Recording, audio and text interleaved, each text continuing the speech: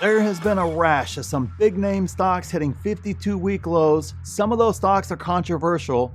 Some that you might not have even known were at 52-week lows given how much hype they receive around them. But this list looks very different than it normally does, and there are some incredible lessons to be gleaned from it that we will discuss as well. So I'll tell you if there is some massive opportunity with these stocks, what exactly to look out for, or if you should completely avoid it altogether. We'll discuss it all. Good, bad, ugly, and different. We'll talk about it. Just make sure you like the video if you like getting the truth off the hype, because that is exactly what you're going to get today, guys. Now, on to the list here. Keep in mind, I do not care one bit about if a stock is at a 52-week high or a 52-week low like this list is right here. And it's for a very simple reason. A stock can be at a 52-week low and still be overvalued as a company. A stock can also be at a 52-week low and the company is struggling, or it's complete trash and you need to be avoiding it. That's why it's at a 52-week low. And then there's other times where it is absolutely an opportunity. That is where that due diligence piece is so important. That is where diving into those financials is so important. Listening to those earnings calls, doing that good fundamental analysis helps you understand the opportunity at each level. There's a lot of trash popping off right now. Companies that are having issues, significant issues, but because they're on a dip, and below their 52-week low or close to it, everybody's all about them. Oh man, this is going to be the next one to skyrocket. Oh, it's just going to recover because look, the price was here, just in January, and then now look at it now. It's all the way down here. It has to come back. No, it doesn't. Not if the fundamentals are deteriorating. That is why that is so important. That is exactly what we teach in my group, where the flash sale ends very soon, where you get access to me to learn about that through free coaching, free courses, see my buy and sell alerts in real time, see my complete watch list with price target. There's so much involved in that. It's the pinned comment down there. We'll talk more about it at the end. But coming back to the discussion here, always keep that in mind that 52-week lows don't mean anything. Heck, as a matter of fact, there's a lot of times whenever a stock is falling, the 52-week low is still overvalued. We see that all the time in a stock market where a stock shoots way up to the upside, way too high. And then as it comes down, it just, wow, yeah, it's a new 52-week low, but the stock is still overvalued. It's still trading at a PE at over 500, we'll say, or whatever the case is. It's got further to fall, I'm sorry, especially if growth rates are decelerating and stuff like that. They have no chance to have earnings catch up to the stock price. At that stage, it's going to continue to fall. That's why doing that analysis is so important. And that's why maybe a stock at a 52-week low maybe gives you an idea. Maybe, oh, hey, let me go check that out. But it doesn't immediately mean it's a steal deal. That's where that analysis comes in. It is so important. So make sure you are doing that with all of these stocks or any other stock that you're seeing on a dip. Make sure you're doing that analysis, or else you're going to get destroyed, because you may end up holding a stock that hits a new 52-week low for years in advance. And it might not be that 52-week low stock like Meta was back in 2022, or, Palantir at the sixes or stuff like that. Might not be that opportunity. It might be one of those that's going to continue to go all the way down into oblivion. So do that analysis first. So the first stock is ChargePoint. Now, I remember looking at this stock back in 2020, 2021, when the EV hype was all the rage and everything else. And even if I put the hype and all the stuff, the speculation aside, I didn't really like the business overall to begin with. Now, this may have gotten better, but at the time, I really didn't like the business because the margins were very, very low. And I just didn't see a way for them to quickly improve those, or to have that improvement at scale and some other things of that nature that you see with a lot of different businesses. I just didn't like the margins, didn't think it was obviously not worth the price at the time. But nonetheless, even just looking at it from a business standpoint, I didn't really like the business either because of those margins. Now, of course, fast forward, hey, there's not a lot of EVs on the road. Definitely nothing like anybody predicted back in 2021 as to how many EVs were going to be on the road. And more importantly, the incentives are all going away for EVs. There's a lot of things that over the next 4 years probably aren't going to aid in, the EV expansion per se on a whole lot. Not saying they won't grow, just not to a point to where ChargePoint is going to be, in demand, and we need more and more chargers everywhere to keep up with all the cars that are out there on the road. It's just simply not going to happen right now. So for me, this is one, and you got to do a lot of analysis and maybe be in it for the really, really long term.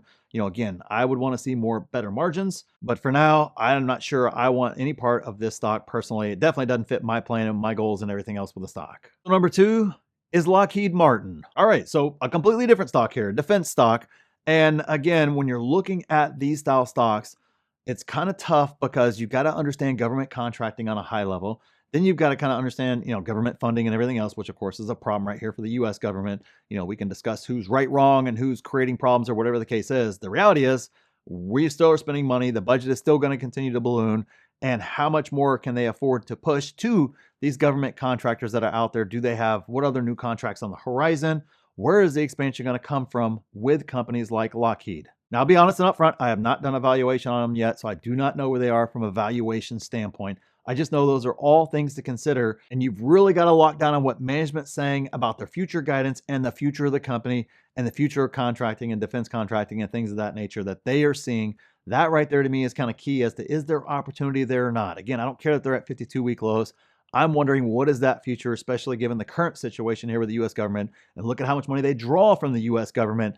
That's something you got to consider and weigh in your analysis on the stock before you decide you want to jump in on it or not. So number 3 is Adobe. I don't know, this one's kind of a toss-up for me. I've heard really good bull and bear cases for Adobe stock. I'd love to hear you guys' thoughts down there in the comment section. I don't know why it picked up traction there for a little bit. I don't know if a YouTuber started covering it. I have no idea. I know I'm in the space, but I don't watch a lot of YouTube. I'm sorry, I just don't. But I did see it pick up some traction, so it kind of just made me think, somebody out there buying it? I'm not exactly sure, so I'd love to see you guys' comments down there. I've never really seen the appeal with Adobe to begin with. I definitely don't like using their products, although everybody uses, Adobe Acrobat for PDF, and obviously, you can't get away. That product's great. But a lot of their other products where that was the only way you could do it, now there's a lot of free products out there. I don't know how that affects the business. Definitely something you want to keep in there on your analysis. Somewhat of a turnaround play, but again, this is one I'm going to let you guys ride the discussion there. Comment down below. Let me know what you guys think on it, because I don't really have a good thought on it one way or another. I can't weigh whether or not the bulls or the bears are right on this stock. There doesn't seem to be any clear path either way. So again, you guys let me know and I'll take it from there. Number 4 is Lululemon. This one's kind of a tale of good and bad. They're seeing obviously more competition. The competition is already here, right? And they're also seeing a lot of things decline with the business, but they are doing share buybacks. And of course, we're seeing their top line actually grow. But again, on the flip side, you're seeing margins start to erode away as well. Clothing is very, very, very difficult. Of course, with all the tariff stuff going on and still really in flux, that's really going to affect businesses like Lululemon a lot compared to a lot of other companies out there. So it's definitely something to consider with the stock. For me, I think this is just a very hard space. I don't see where the future growth, big growth is going to come from. It doesn't mean that it can't happen. But it's going to take something game changing in order for them to do that. Continuing on with the business model like it is, it can still grow, but that growth to me is going to continue to slow as they get larger and as more competition comes in. And obviously with the tariff situation and everything else, really just a simple tweet or, the change in the mood could very well have a significant impact on that business there. So for me, I definitely would take a lot of caution with that, because it's a risk factor you have to factor into your analysis. All right, so on to the last 2, and we have 2 ends of the spectrum in the stock market here. May upset a couple of you guys. That's okay. Comment down below if it upsets you. But let's jump into the second to last one, and that one would be Bingo or Bio-Nano-Genomics. Again, one of my favorite stocks of all time, because I was an idiot for not seeing the future with this stock and not buying the stock. And hey, the genomic space in general is incredibly, incredibly difficult to predict what's going to happen and to make money over the long run. You look through all the list of all the stocks that go bankrupt or at 52-week lows, and you will always see these style stocks in spades on that list, because most of them go bust because it's just a crazy area. It's just a very, very unpredictable business model in general, very, very unpredictable market. Bingo was one of those PowerPoint companies. Yeah, I mean, they were drawing in like $100,000 in revenue in a quarter. Like, really? But at the time, it was all the rage. Everybody's pumping it up. Now they've done like 9,000, reverse splits to just try to keep it listed. And I don't know, you look at stock price right now and go, oh, it's not too bad. Well, because of all the reverse splits and everything else, the stock price was like, I don't know, some thousands of dollars, back in the day now with the adjustment with all the splits and everything. So this is one I would stay far, far away from. It is definitely a cautionary tale on buying hype and potential and the story. And, you got to get ahead before Wall Street. It proves perfectly that all that stuff is complete and utter garbage. You can wait until you have performance there. You can wait until you have a real product there. You can wait till you have revenue coming in, right? I mean, hey, let's at least start at the basics there. When all you have is a PowerPoint and a presentation, and you're putting up a bunch of pretty presentations, and then people are saying to the moon, I don't know, because apparently a PowerPoint proves that you can actually do what you say you can do. I don't know. Whatever the case is, cautionary tale there. Massive lesson for all of us as investors. And guess what, guys? I'm seeing it in some stocks today that some folks are falling in love with, and they're in love with the story. They're in love with the product. They're in love with the potential. But the reality might very well be very, very much different. There's not a lot of performance, and in some cases there is no performance in terms of the company itself. But that's the kind of market we're in right now, and this is a perfect example of what happens when you speculate versus actually buying great stocks that are producing on the bottom line. And the final stock is UPS. And guys, I'm going to caveat this right now with a big warning. We're in a crazy market right now where I'm seeing people buy stocks like this one that are on a 52-week low and then expecting a 10x on the back end.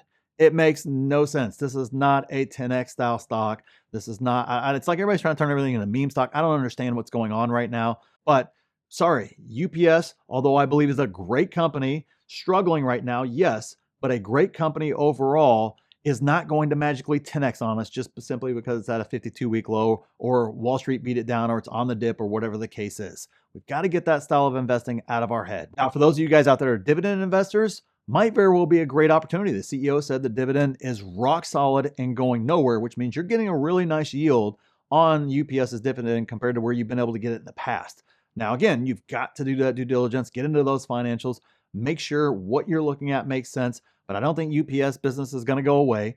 Matter of fact, who the heck trusts the post office anymore? I know I send nothing through the post office. I use UPS, FedEx exclusively.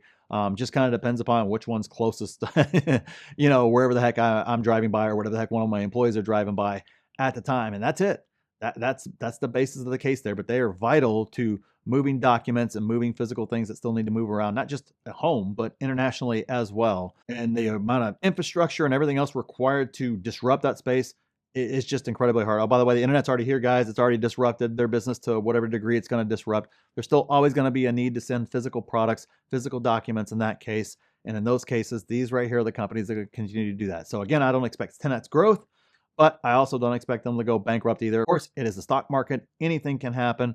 But that's kind of how I feel about that stock. And if you want to do that deep analysis on a stock, really understand them on a high level so you know whether or not you should buy the dip or not, take advantage of the earnings flash sale that's going on right now where you get free courses, free coaching, direct access to me. We do live Q&As. You can jump in my DMs. We got the best 6, 7, and 8-figure Discord out there. I put 3, 4, 5 videos a week that do not make the light of day here on YouTube. There, we're talking about earnings calls, everything and anything you can think of.